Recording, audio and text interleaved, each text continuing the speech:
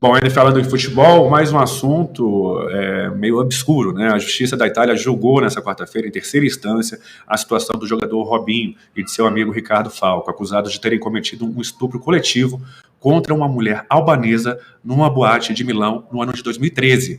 Nas outras duas instâncias, os dois foram condenados a 9 anos de prisão.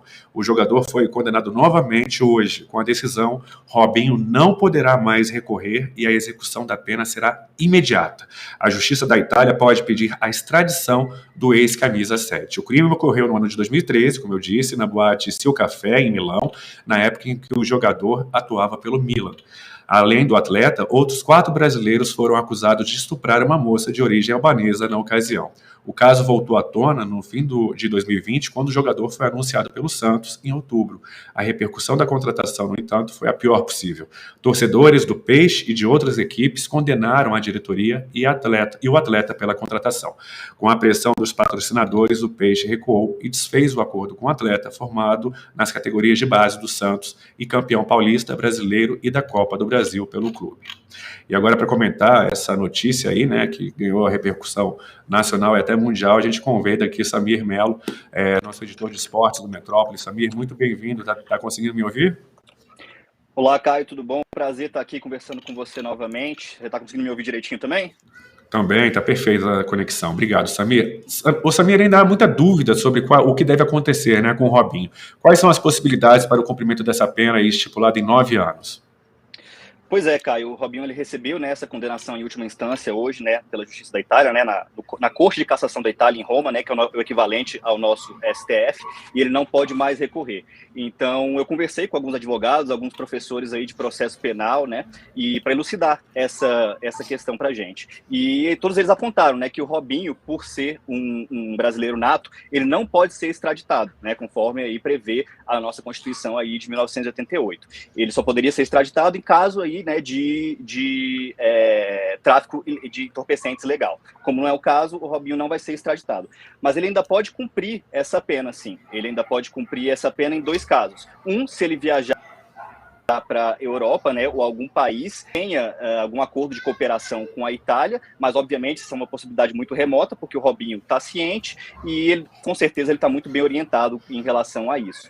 E 2, se houver um acordo aí de cooperação entre o Brasil e a Itália. Aí, de acordo com a minha operação, houve alguma divergência, né? Alguns advogados, eles falam que é uma possibilidade também muito remota disso acontecer, outros falaram que é uma possibilidade real, sim, por motivos de uma questão social, né? De nenhum país quer dar essa imagem de que acolhe a impunidade, e o Brasil não é diferente, então alguns citaram que isso pode acontecer sim, um acordo aí de cooperação entre a Itália e o Brasil para que o Robinho cumpra a pena dada pela justiça italiana aqui no Brasil. Agora, de certa forma, essa sentença aí, que não pode mais ser recorrida, já era esperada, né, Samir? Como é que foi o impacto dessa notícia aí no meio esportivo? Bom, Caio, falar um pouco aí sobre o Robinho, né? O Robinho, ele é um jogador que surgiu ali, né, no começo da como uma grande promessa do futebol brasileiro, né, o menino Robinho Saladas, né, com um futebol de muita habilidade, um futebol bem brasileiro, e ele rapidamente se tornou aí um dos principais jogadores aí da geração aqui no Brasil. Seleção brasileira, ganhou vários títulos com o Santos, né, se transformou em ídolo, e teve um começo de carreira bastante promissor, jogou pelo Real Madrid, pelo Milan, pelo Manchester City, mas depois a carreira dele meio que não foi muito para frente, né, então aquele potencial que ele demonstrou, ele nunca chegou a realizá-lo completamente, de fato. Agora, com essa notícia aí, essa condenação, né, em última instância, que ele não pode mais recorrer, com certeza é uma mancha grande aí na reputação e na carreira do jogador, né? A gente vai lembrar que a torcida, como você leu ali no começo, a torcida do Santos e de outros clubes foi essencial para pressionar os patrocinadores do clube, que por sua vez pressionaram a diretoria e impediram, né, um retorno do Robinho ao futebol brasileiro, né? Ele tinha acertado para retornar ao futebol brasileiro e jogar pelo Santos novamente em 2020, e depois que rolou toda essa pressão,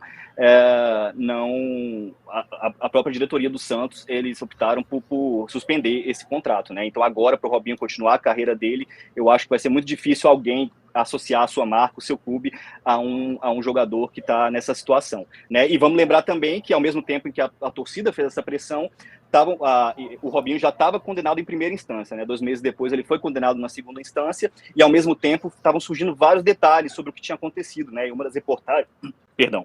Uma das reportagens, inclusive, vazou áudios do Robinho conversando com um dos acusados, um dos condenados, em que eles davam detalhes hediondos, sórdidos, sobre o que tinha acontecido naquela noite, em 2013, na boate em Milão, né, onde aconteceu o crime. Agora, Samir, você não vai me deixar agora não, que eu vou aproveitar sua participação aqui, tão rara, para você comentar esse outro assunto aí da Copa do Mundo, né, em Catar, que vai ocorrer aí esse ano, e essa nova onda, essa explosão de casos da Omicron, você avalia que isso pode penalizar de alguma forma a realização desses jogos, ou ter uma certa restrição de público? Como que vocês têm analisado essa questão?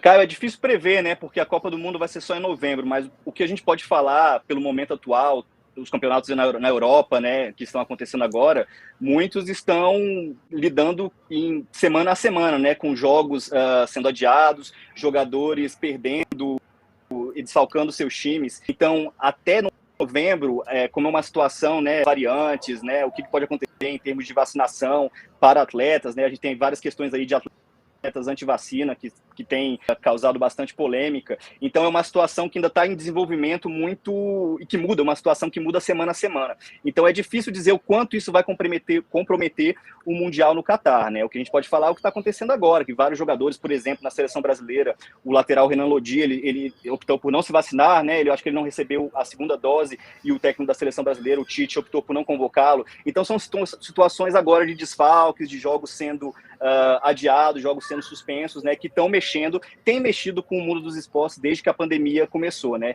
Então, até novembro a gente vai ter que esperar para ver o que pode acontecer.